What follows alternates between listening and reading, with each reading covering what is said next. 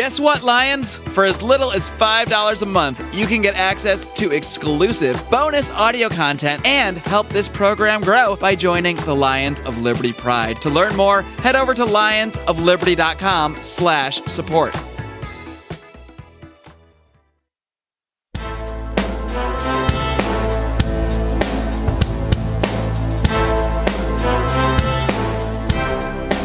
Welcome to Felony Friday, a presentation of the Lions of Liberty podcast. Here is your host, John Odermatt. Felons, friends, and freedom lovers, welcome back to another edition of Felony Friday right here on the Lions of Liberty podcast. Felony Friday is, of course, a weekly show that focuses each and every single week on exposing injustice in our nation's broken criminal justice system. Felony Friday is one of three shows here on the Lions of Liberty podcast feed. Every Monday, you can catch Mark Claire, who hosts our flagship show where he interviews the leading minds in the Liberty movement and also hosts roundtable discussions. Every Wednesday, you can catch Electric Liberty Land, hosted by Brian McWilliams, a weekly shot of culture, comedy, and liberty. And of course, this show, Felony Friday, every single Friday. And you can be sure to get all three of those shows delivered right to your favorite listening device by subscribing on iTunes, Stitcher, or wherever the heck you get your podcasts from these days. This is the 86th episode of Felony Friday. So that means you'll be able to find the show notes with links and notes to everything I'm going to talk about with my guest today at lionsofliberty.com/FF86. And I don't want to waste any time this week. I'm going to get right to the interview with this week's guest. My guest today on Felony Friday is Johann Hari.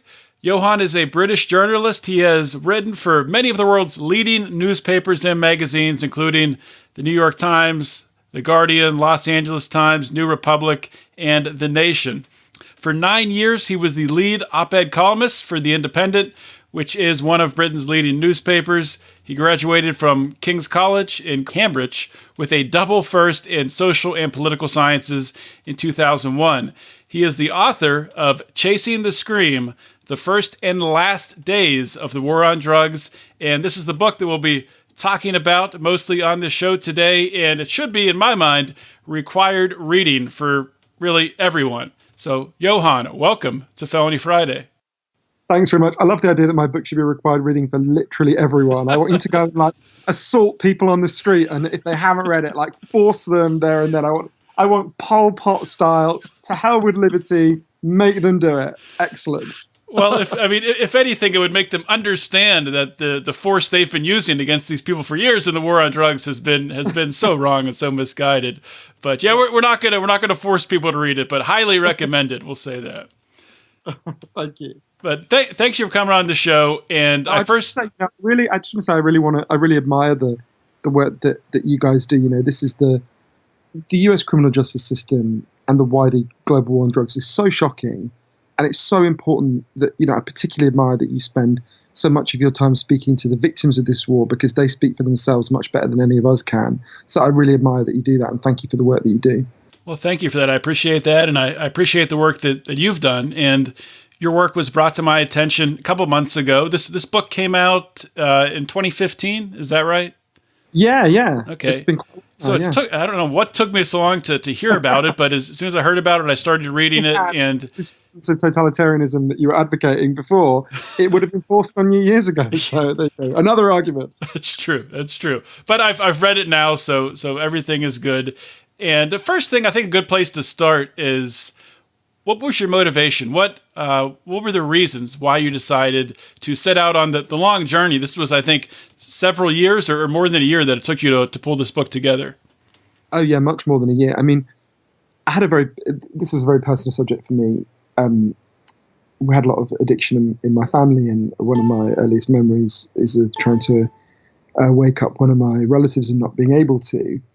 And when I started writing the book, which is about, 6 years ago now, I knew we were coming up to 100 years since drugs were first banned in the United States and Britain, and it was then imposed on the rest of the world.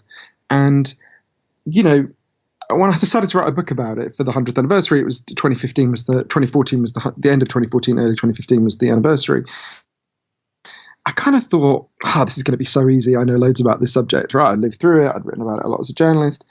And when I sat down to write, I realized I just wrote out this list of questions for myself, right? Which I thought were just kind of obvious questions that I wanted to figure out the answer to. I wanted to write about the answer to. So why did we go to war against drug users and drug addicts 100 years ago? Why do we carry on when it doesn't seem to be working? What is the actual alternative like in practice? And what really causes drug use and drug addiction? And when I started to write, I realized I didn't know the answer to any of these questions. So that's why I went on this as you mentioned, this big journey over 3 years to 17 different, 12 countries for the book and 5 since. To really, what I want to do is sit with people whose lives have been changed by the drug war and the alternatives to the drug war, particularly in ways that relate to the subject of your podcast, the criminal justice system, and with people who went through the alternatives to the drug war in other countries. And I just realized that almost everything I thought I knew about this subject was wrong. Drugs aren't what we think they are. Addiction isn't what we think it is. The war on drugs isn't what we think it is. The alternatives to the war on drugs aren't what we think they are. So it was exciting and a bit bewildering to realize that so much of what I'd thought was wrong. So the title of the book, Chasing the Scream, what's the origin of that title? It comes from this guy who I knew a little bit about before I started researching the book, but not much. A man called Hari Anslinger, who I think is the most influential person who no one's ever heard of. He invented the modern war on drugs. He's the first person to ever use the phrase war on drugs, well before Nixon, well before Reagan. He was using that phrase in the 1930s. And I open Chasing the Scream with the story of how he stalked and played a role in killing Billie Holiday, which might seem like a weird place to begin, but I open with this moment that I think is so important. In 1939, Billie Holiday walked on stage in a hotel in Midtown Manhattan, and she sang a song. It's a song about lynching. It's a song called Strange Fruit. I'm sure lots of your listeners know it. And that night, according to one of her biographers, she got a warning from the Federal Bureau of Narcotics, run by Hari Anslinger, and it basically said, stop singing this song. And it seems like a weird place to begin when you think, well, what's that got to do with the war on drugs? And to understand it, you have to understand Anslinger, you have to understand Billie Holiday. So Anslinger takes over he takes over the Department of Prohibition just as the last days of Prohibition alcohol Prohibition are occurring. And obviously it's been a disaster. They've had a war on alcohol and alcohol won, right? It's been a complete disaster. And Anslinger wants to keep his department going. And he really built the infrastructure and institutions of modern prohibition, drawing on the prejudices of his time. And it's not just, I don't believe in the great man theory of history. He was drawing on these much deeper forces. And partly to the title Chasing the Scream comes partly from this thing that Anslinger was obsessed with. There were two groups he really intensely hated. One was addicts and one was African Americans, or rather non-white Americans, because he also hated Latinos and Chinese Americans. And his hatred of addicts came from this experience he had when he was a little boy. He grew up in a town called Altoona in Pennsylvania, not far from Penn State. And he grew up on this farmhouse, and the next farmhouse down, there was a farmer whose wife had an addiction to opiates. And Hari Anslinger, when he was 10 or 11, he went to this farmer's house, and the farmer's wife was just screaming. She was screaming, and the farmer said, at this point, drugs were legal. And the farmer said to little Hari Anslinger, take our horse and cart, go to the pharmacy, get her the opiates, and bring them back to us. So Anslinger did this, he brought it back, and the woman calmed down, she was soothed. And what Anslinger took from this memory is that we had to physically eliminate drugs from the face of the earth, that they were evil, that they destroy people, a lot of things that you'll hear Jeff Sessions and Donald Trump saying today. Right. And so I have this image of him like chasing this scream that he heard across the world, and ironically creating these other screams in turn. Of course, in terms of Billie Holiday, she wasn't only an addict, she'd been raped for money as a child many times. She was trying to stun the kind of grief and pain she felt with compulsive heroin and alcohol use. She was also an African American standing up to white supremacy, and Anslinger was insanely racist. I mean, he was an extreme racist by the standards of the 1920s, which gives you some sense of how he used the N-word so often in official memos. His own senator said he should have to resign. He would have fit in very well on that Charlottesville march last week. And so Billie Holiday is kind of this symbol of everything he hates. And so he really resolves to destroy her. And this, I think, is one of the key moments in the formation of drug prohibition and the war on drugs. It's really amazing how much one man can affect the course of history in, I mean, such a entirely negative way. It's really scary when you come to think about it. And one ironic point is, you said Altoona. I actually live in Pennsylvania, in Pittsburgh, went to Penn State. I know where Altoona is well. Haven't spent a lot of time there, but that area itself it's in a terrible opioid and heroin epidemic right now. So the place where Anslinger came from, where he was raised and sought to eradicate drugs from the earth, and right where that area was is now filled with drugs. So obviously he has failed miserably in that quest. So, I never really thought about the situation in Altoona at the moment. I find that very moving, because there's another irony, which is the place that Harry Anslinger's dad fled from, Switzerland, because he didn't want to do military service, actually is one of the places that's found the solution to do this, and has actually ended opioid deaths. So if you think about ended heroin deaths on their legal heroin program, which I'm sure we can talk about if you want, but it's so interesting to me that his dad flees from this place that actually has subsequently found the solution to this place, which is just a horror show, partly because of the policies, to a large degree because of the policies his son introduced. I want to make it clear, I don't think it's just that these are very deep forces in American society and culture, and indeed across the world in most places. And so I don't want to say it's not just Anslinger alone. It's that what he had was this genius for conducting the fears and the anxieties of American society and running it through this policy. Oh, absolutely, yeah. It was like a great surfer, but you need a great wave, you know? Mm-hmm. Yeah, and I mean, a lot of people, I'm a libertarian, and I think a lot of libertarians fall in the trap where they blame the state, blame the government for a lot of these issues, when in reality, a lot of our neighbors, a lot of our friends support this war on drugs because they don't understand it. They don't understand the pain that it causes and how counterintuitive it really is.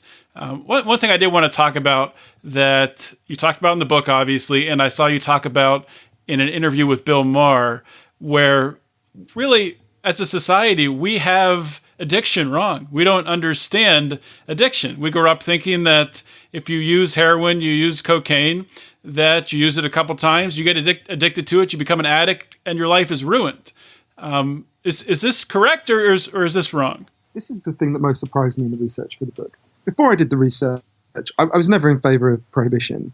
And before I did the research, I knew some of the key points, like I knew that prohibition transfers control to violent gangs, who then cause an enormous amount of murder and mayhem. Obviously, I saw that most horrendously in northern Mexico, which I reported from for the book. But actually, the stuff that really surprised me was the stuff about addiction. I didn't know this. To realize that something I thought I had seen, I had so profoundly misunderstood, was quite shocking for me. So it starts with a simple fact. 90% of people who use drugs don't become addicted to them. That's true for crack. That's true for meth, which seems extraordinary, and I didn't believe it when I was told this. But the more I looked at the scientific evidence, the clearer it was. And that begs the question, well, hang on, what's going on with that 10% that's not going on with the 90%, right? What's the difference? And interestingly, it's not quantity of use. And I only really began to understand it. So if you'd said to me when I started doing the research for the book 6 years ago, you mentioned heroin, let's say heroin addiction. What causes heroin addiction? I would have looked at you like you're an idiot. I would have said, well, heroin causes heroin addiction, obviously. You know, we've been told this story for 100 years. It's become part of our common sense. It was certainly part of mine. That says, you know, if we stopped the next 20 people walking past your home and we forcibly injected them all with heroin every day for a month, at the end of that month, they'd all be heroin addicts, for an obvious reason that there are chemical hooks in heroin that their bodies would start to desperately physically need. And that's what addiction is, that desperate physical hunger for the chemical hook. The first thing that alerted me to the fact there's something not right about that is when it was explained to me by lots of doctors. In my home country, Britain, if you step out into the street and you get hit by a truck and you break your hip, you'll be taken to hospital and you'll be given quite a lot of a drug called diamorphine. Diamorphine is heroin. It's the medical name for heroin. It's much better heroin than those guys in Altoona are going to be taking because it's medically pure. It's not the adulterated crap you get from dealers. If any of your listeners have a British grandmother who's had a hip replacement operation, your grandmother's taken a lot of heroin. If what we think about addiction is right, that it's caused by the drug itself, what should be happening to all these people being given heroin in British hospitals? Significant numbers of them should be becoming addicted. This has been studied very carefully. It virtually never happens. And when I learned that, I just thought, well, that makes no sense. I don't understand it. And I only really began to understand. I spoke to so many different people before I began to understand it. And the person who helped me unlock it was an incredible man I got to know called Professor Bruce Alexander. Got to know him in Vancouver on the downtown east side there.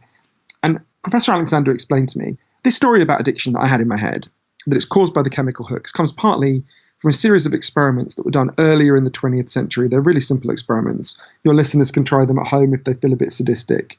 You take a rat and you put it in a cage and you give it 2 water bottles. One is just water and the other is water laced with either heroin or cocaine. If you do that, the rat will almost always prefer the drugged water and almost always kill itself quite quickly. It'll die. So there you go, right? That's our story. You might remember there was a famous Partnership for a Drug-Free America ad in the 80s that showed that experiment and showed the rat dying and kind of said something like, it will happen to you. In the 70s, Bruce came along and he looked at that experiment and he noticed something about it. That the rat is put alone in an empty cage with nothing to do except use these drugs. So he thought, well, what happens if we do this differently? He built a cage that he called Rat Park, which is basically like heaven for rats. They've got loads of friends, they can have loads of sex, they've got loads of cheese and loads of coloured balls and loads of wheels to run in. Everything a rat wants in life. And they've got both the water bottles, the normal water and the drugged water. And of course they try both, they don't know what's in them, but this is the fascinating thing. In Rat Park, they don't like the drugged water. They hardly ever use it. None of them ever use it compulsively.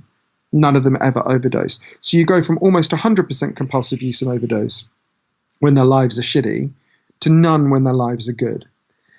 And there's lots of human examples that I can talk to about this, but for me, there was a different professor, Peter Cohen in the Netherlands, who says, we shouldn't call it addiction, we should call it bonding. Social animals have a need to bond. And when we're happy and healthy, we'll bond and connect with each other.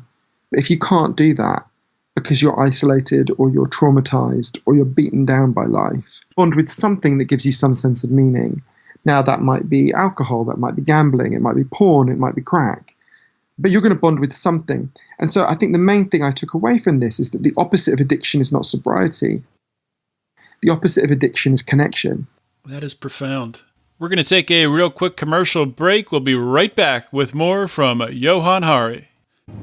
3, 2, 1. Hey folks, I'm Remso W. Martinez, the host of the one, the only Remso Republic podcast. Now, I know what you're thinking. I know exactly what you're thinking, to be exact.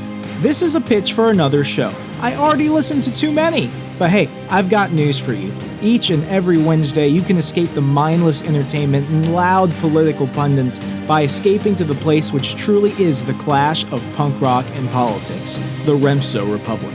From comedians to politicians to real-life superheroes and liberty activists, we don't stick to normal often, as we hard charge each and every week to bring you the freshest entertainment and news in an ocean of shows fighting for your attention. We're on iTunes, Google Play, SoundCloud, Stitcher, TuneIn, and many more platforms. Don't miss out, join the fun, and be awesome. Stay up to date with the latest news and updates by visiting RemsoRepublic.com.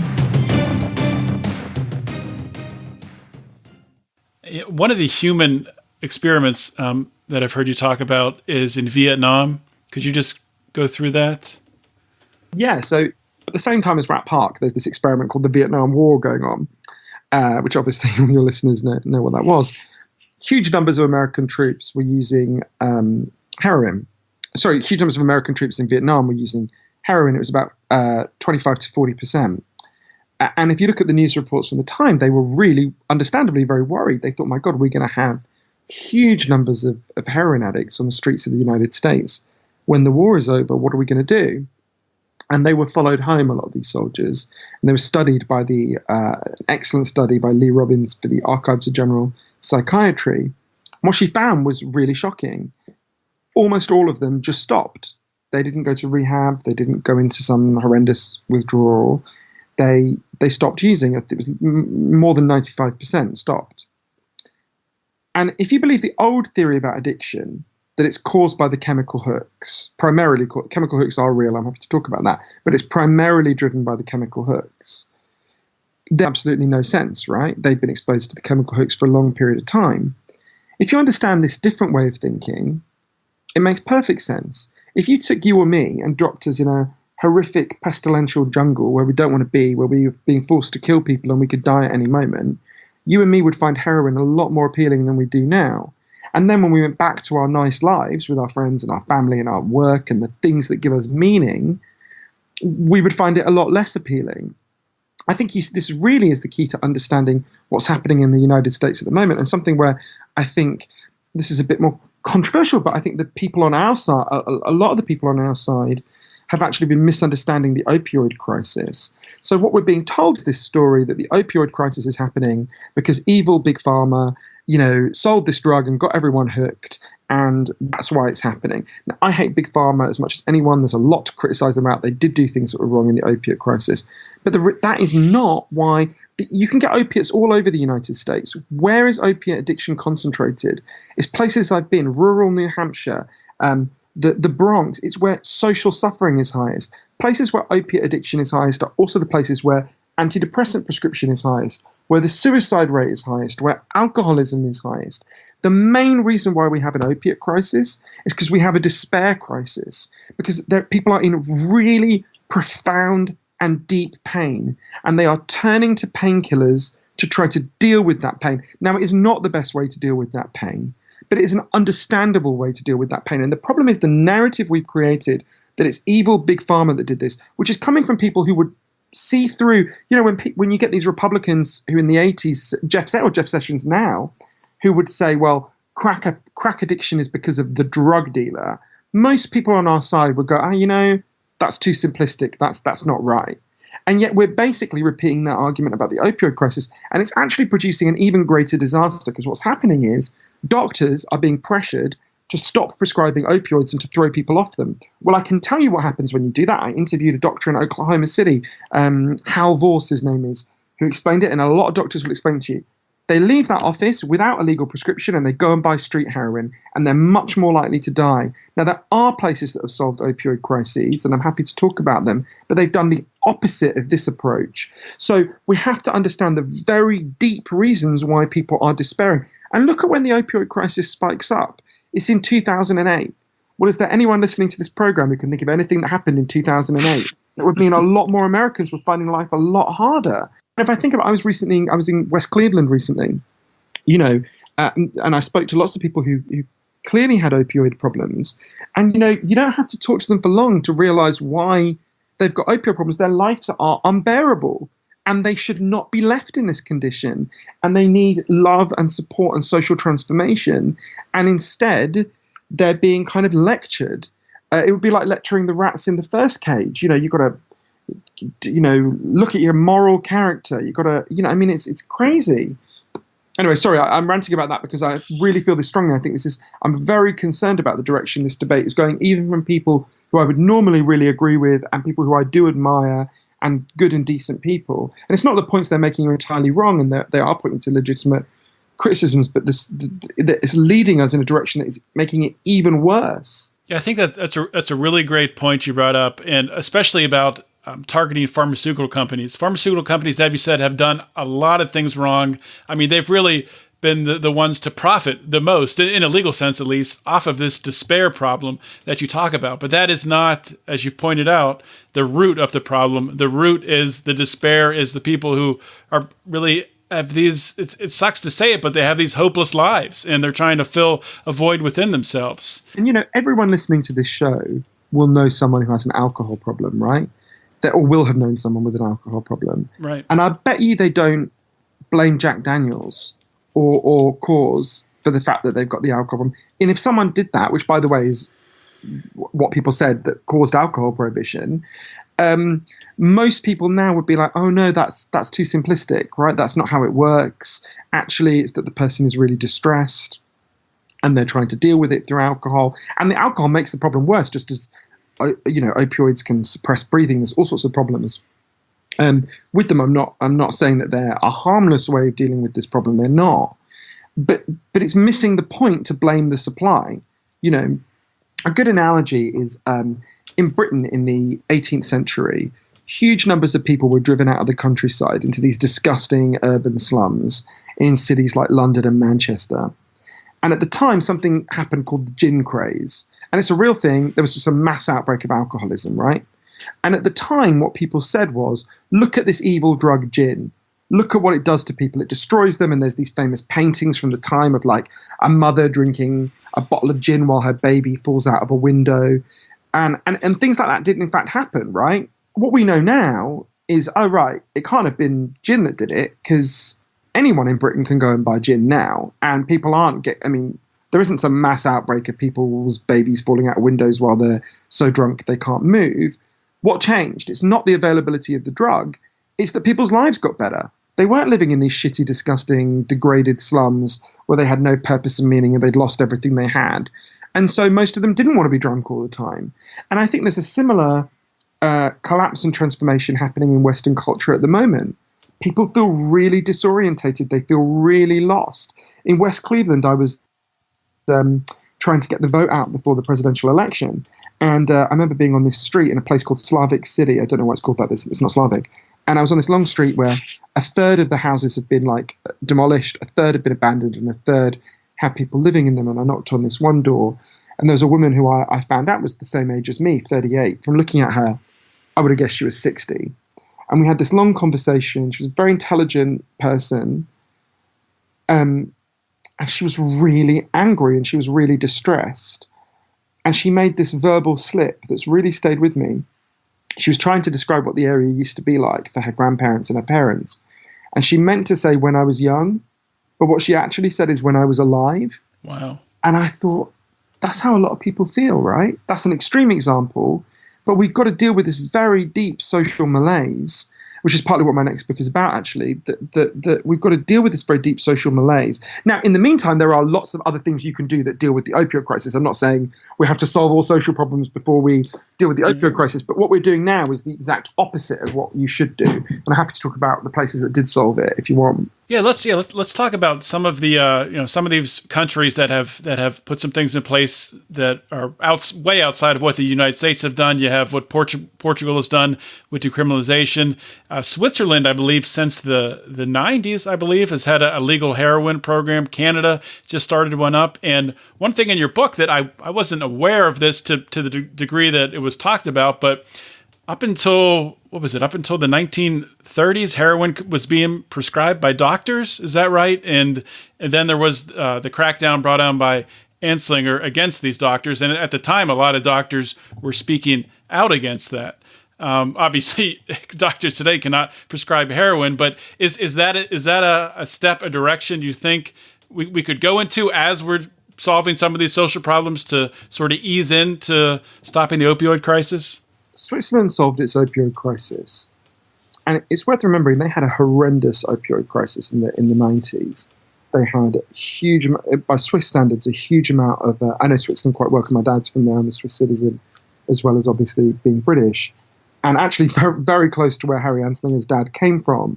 They had these huge open street use people, nightmare people injecting each other in the neck, just nightmare situation. And it was really growing. And they tried loads of things. They tried mass arrests. The problem got worse. They tried herding all the drug addicts into one particular park. Not a good idea. Got worse. And then one day, the president of Switzerland, actually, she was, first of all, when she was the health minister, later when she became president, a woman called Ruth Dreyfus, one of my heroes, first female president of Switzerland, first Jewish president of Switzerland. She explained to people, when you hear the word legalization, what you picture is like anarchy, right? You picture unknown, you picture just kind of, anarchy. What we have now, she explained to people, is anarchy with the drug war. We have unknown criminals selling unknown chemicals to unknown drug users, all in the dark. Legalization, she said, is the way you restore order to this anarchy. And of course, legalization of heroin doesn't mean you can't just go into the Swiss equivalent of CVS and buy heroin. what they did is they set up clinics. If you've got been to some of those clinics, if you've got an addiction problem, heroin addiction problem, your doctor refers you to the clinic. You go to that clinic. You go at 7 a.m. because Swiss people believe in doing things ridiculously early. You're given your heroin there. You can't take it out with you. You use it there. It's medically pure heroin. You're watched by a nurse, or the nurse will administer it if you want it.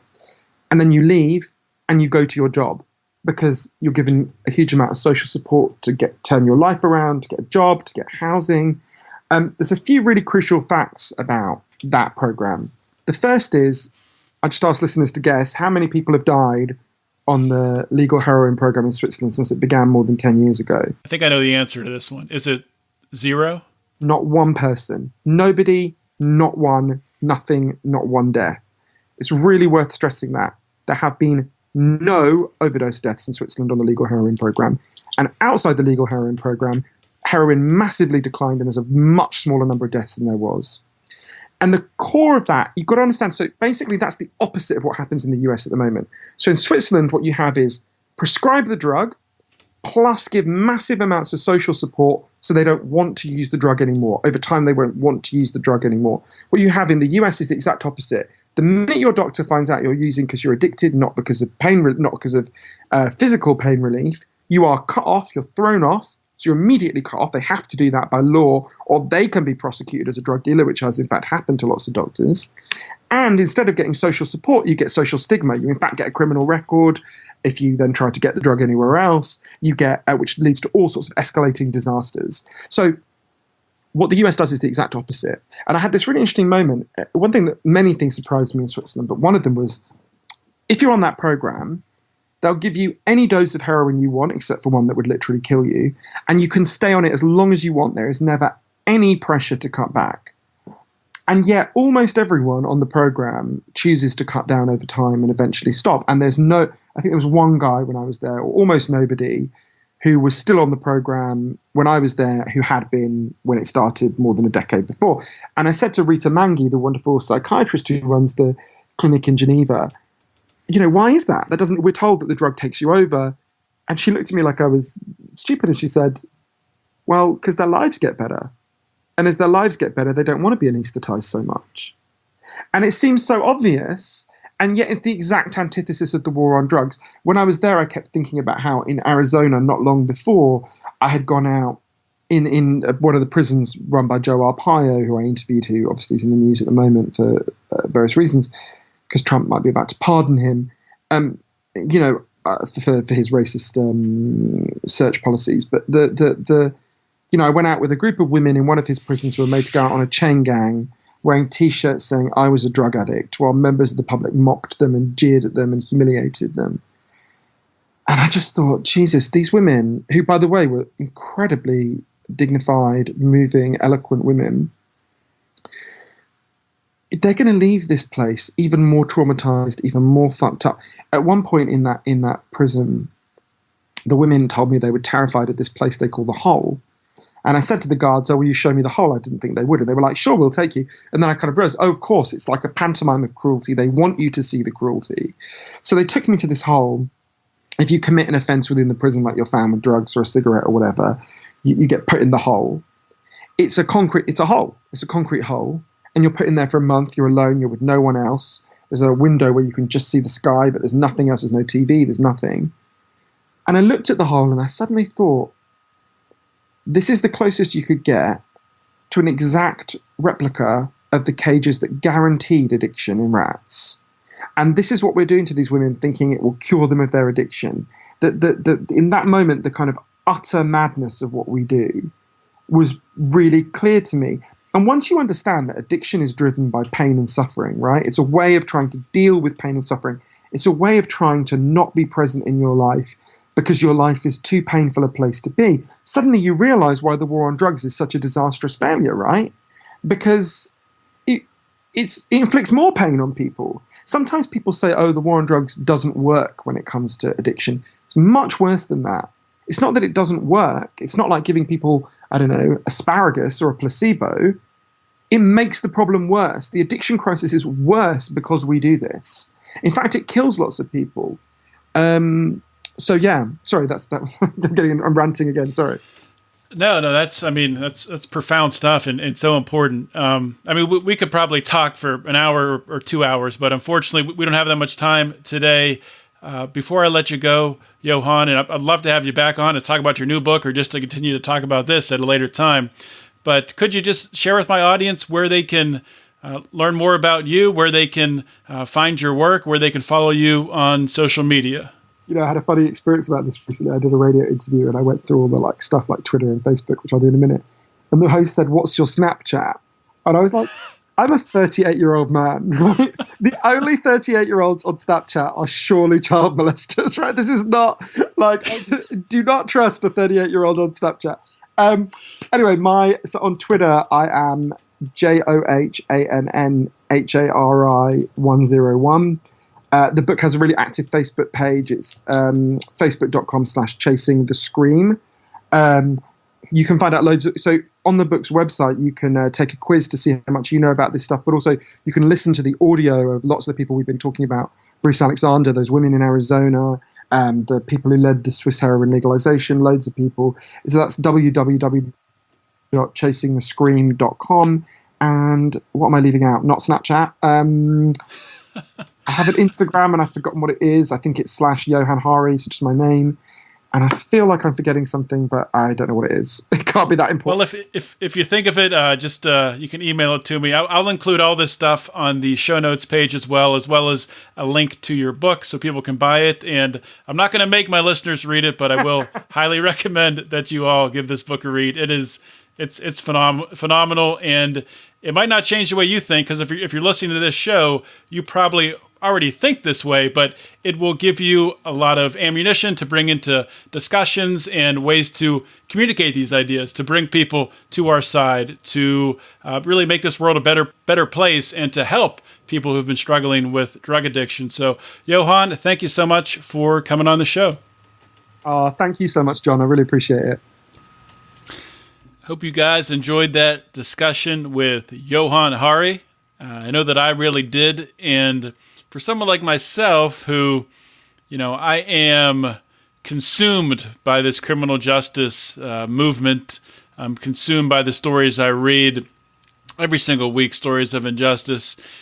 And it's nice to, a lot of the stuff Johann talked about today, I'm very familiar with, but he has some really fresh and I think very, very powerful ideas that a lot of people don't talk about, myself included. The one thing that I really just want to stress again is the fact that addiction, the root cause of addiction is not the drug.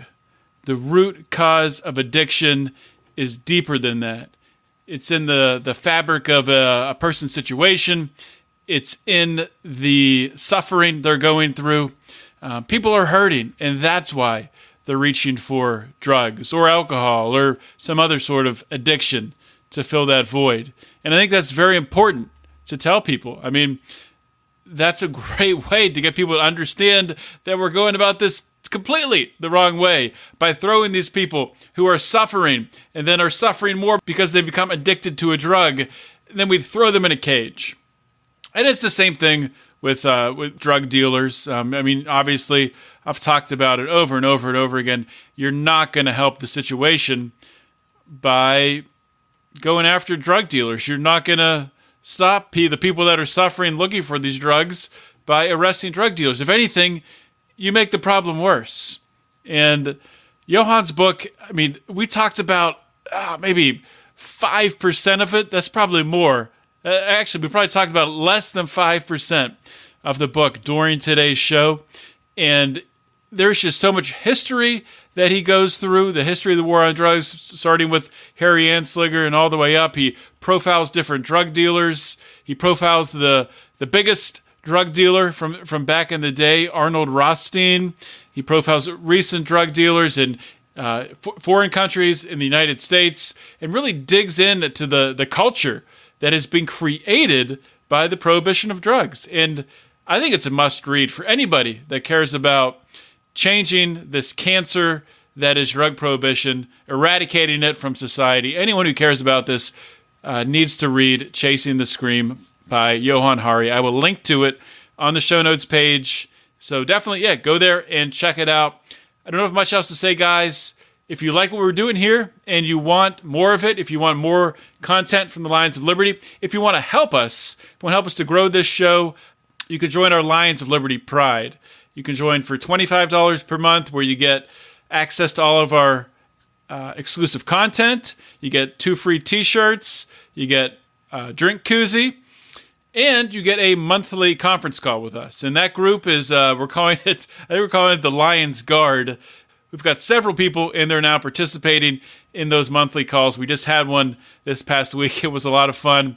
But if you can't afford $25 per month, that's totally fine. You can still support us for $10 a month. You don't get the call. You still get a discount in the store. Less of a discount in our store than at the $25 level. Still get all the exclusive content. Still get 1 free t-shirt and a free koozie. If you can't make that happen, $5 a month, you get all the content still. You get a discount at the Lions of Liberty store. And it's all appreciated, guys. And it's going right back into this podcast. Recently, we hit our first goal, $300 per month. We actually passed it by. $300 per month coming from the Lions Pride. And we've upgraded all of our recording equipment. We all got new microphones. We got a mixer, so we could do some live interviews, and we'll help out with the coordination of our roundtables when we have 2 guys in the same room. If we have Brian and Mark, or Brian and Rico in the same room, it's actually going to sound great. So that's because of you guys, and we really do appreciate it. So thank you from the bottom of our heart. And you can join at lionsofliberty.com/support. And guys, all the exclusive content, obviously this, what you're listening here today, is not exclusive content. This is public content.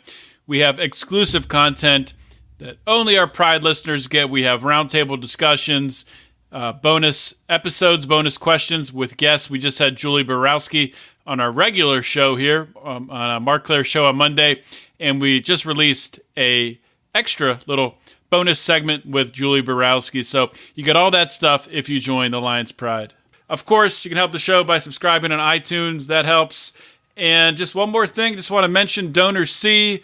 DonorC is the app that helps to direct funds, helps people to actually watch the projects that they fund, even if it's in faraway nations. We've funded projects in Africa.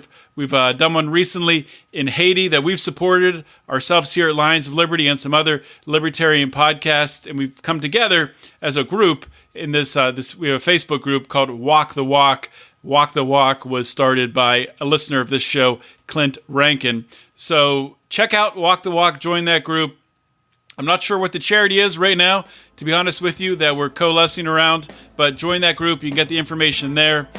And you can also just go to DonorC. You can check out my profile, see what I've donated to, check out Mark Claire's profile. And that's all I got for the show today, guys. I really do appreciate you listening. This is John Odermatt signing off. Always remember to keep your head up and the fires of liberty burning.